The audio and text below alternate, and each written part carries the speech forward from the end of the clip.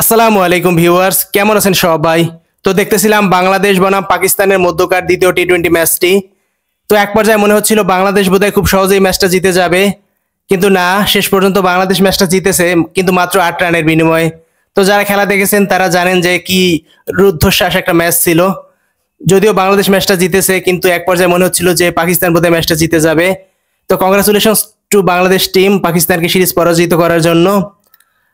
তো আমি বিশ্বাস করি বর্তমান বাংলাদেশ টিমটির 2026 সালে অনুষ্ঠিত টি-20 ওয়ার্ল্ড কাপ জয়ের সামর্থ্য আছে। টি-20 হচ্ছে একটা শর্টার ফরম্যাটের খেলা, আর শর্টার ফরম্যাটের খেলায় বড় দল এবং ছোট দলের পার্থক্য অনেকটা কমে যায়। তো মাত্র 20 ওভারের খেলা, বাংলাদেশ যদি এই 20 ওভার ভালো খেলতে পারে, শুধু বাংলাদেশ না, যে কোনো দল যদি এই 20টা ওভার ভালো খেলতে পারে, তাহলে তারা খুব সহজেই ম্যাচ জয়লাভ করতে পারে। তো আমি মনে করি এই টি-20 একটা ফরম্যাট, যে ফরম্যাটে বাংলাদেশ সবার প্রথমে ওয়ার্ল্ড কাপ জেতার মতো সামর্থ্য রাখে। অন্য যে দুইটা ফরম্যাট আছে, টেস্ট এবং ওয়ানডে, এই দুই ফরম্যাটে বড় ছোট দলের পার্থক্য একটু হলেও ভিজিবল হয়। টেস্টে তো খুব বেশি ভিজিবল হয়, ওয়ানডেতেও বেশ ভালো ভিজিবল হয়, বিকজ বর্তমানে আইসিসির যে টুর্নামেন্টগুলো অনুষ্ঠিত হয় সেগুলো স্পোর্টিং উইকেটে টুর্নামেন্টগুলো অনুষ্ঠিত হয় ফ্ল্যাট পিচে, এবং এইসব পিচে খুব রান হয়। দেখা যাচ্ছে 50 ওভারে 400, 380, 85 রান ইজিলি হয়ে যাচ্ছে।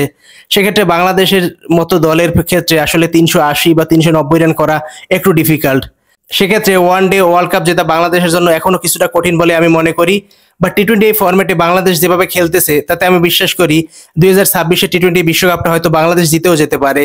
বর্তমান বাংলাদেশ টিমে যেসব প্লেয়ার আছে, বিশেষ করে তানজিদ তামিম এবং পারভেজ হোসেন ইমন, তারা ওপেনিং ব্যাটার এবং তারা প্রথমেই খুব দ্রুত রান করতে পারে। যদি পারভেজ হোসেন ইমন বা তানজিদ তামিম কেউ একজন আউট হয়ে যায়, অন্যজন ম্যাচের হাল ধরে। এটা বাংলাদেশের জন্য খুবই একটা সুসংবাদ। তো বাংলাদেশ দীর্ঘদিন থেকে একজোড়া ভালো মানের ওপেনিং ব্যাটার খুঁজতেছিল। তো অবশেষে মনে হচ্ছে বাংলাদেশ তাদের সেই কাঙ্ক্ষিত ওপেনিং জুটিটা পেয়ে গেছে। তানজিদ হাসান তামিম এবং পারভেজ হোসেন ইমন আমাদের স্বপ্ন দেখাচ্ছে যে হ্যাঁ, আমরাও বিশ্বমঞ্চে ভালো কিছু করতে পারবো ইনশাআল্লাহ। তো এদের পাশাপাশি লিটন কুমার দাস, জাকের হোসেন অনিক, শামীম পাটোয়ারি, এরা বেশ ভালো ব্যাটিং করতেছে। মোস্তাফিজুর রহমান, শেখ মাহাদি খুব ভালো ইকোনমিক্যাল বোলিং করতেছে। পাশাপাশি লেন্থ ঠিক রেখে শরীফুল, তাসকিন, হাসান মাহমুদ, এরা বেশ ভালো বোলিং করতেছে। তো এই বর্তমান বাংলাদেশ টি-20 দলটা আমাদেরকে আশাবাদী করতে বাধ্য করতেছে।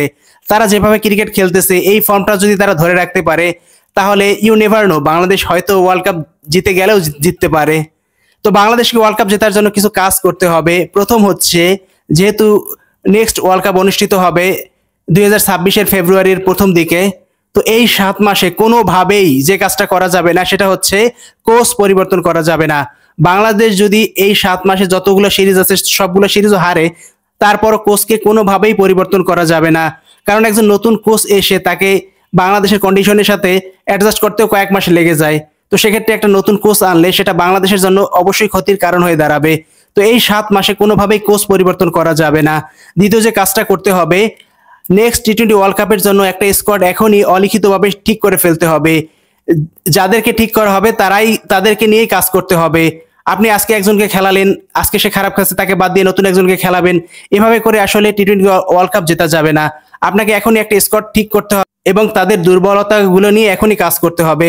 যদি এই 7 মাস তাদের দুর্বলতাগুলো নিয়ে কাজ করা যায়, তো আশা করতেই পারি আমরা পরবর্তী বিশ্বকাপে আমাদের জন্য ভালো কিছু হবে। এরপরের যে গুরুত্বপূর্ণ জিনিসটা, সেটা হচ্ছে প্লেয়ারদেরকে অলওয়েজ পজিটিভ মাইন্ডসেটে রাখতে হবে। তাদেরকে এমন উইকেটে খেলতে দিতে হবে যেখানে তারা তাদের অ্যাবিলিটি খুব ভালো শো করতে পারে। মিরপুরের মতো স্লো উইকেটে ক্রিকেট ম্যাচ আয়োজন করা থেকে বিরত থাকতে হবে। এমন পিচে ক্রিকেট ম্যাচ আয়োজন করতে হবে যেগুলো আন্তর্জাতিক মানের পিচ। আন্তর্জাতিক মানের পিচগুলোতে যখন প্লেয়াররা রেগুলার খেলবে, তখন তারা তাদের শক্তিমত্তা এবং দুর্বলতা খুব সহজেই বুঝতে পারবে। এতে করে বৈশ্বিক টুর্নামেন্টগুলোয় বাংলাদেশ খুব ভালো করতে পারবে। এরপরে গুরুত্বপূর্ণ জিনিসটা হচ্ছে প্লেয়ারদেরকে তাদের রোলটা বুঝিয়ে দেওয়া। দলে কার কি রোল সেটা যদি প্লেয়াররা সঠিকভাবে বুঝতে পারে, তাহলে সেটা দলের জন্যই ভালো কিছু বয়ে আনবে। তো মানুষ বাঁচে আশায়, তো আমরা আশায় বাঁচতেই পারি। আমরা বিশ্বাস করতেই পারি বর্তমান বাংলাদেশ টিমটা 2026 সালে টি-20 ওয়ার্ল্ড কাপ জিতবে। আশা করতে তো আর দোষ নেই। তো ভিউয়ার্স, আজকের মতো এই পর্যন্তই। সবাই ভালো থাকবেন, আবার দেখা হবে নতুন কোনো ভিডিও নিয়ে। আজকের মতো এই পর্যন্তই, টাটা, বাই বাই।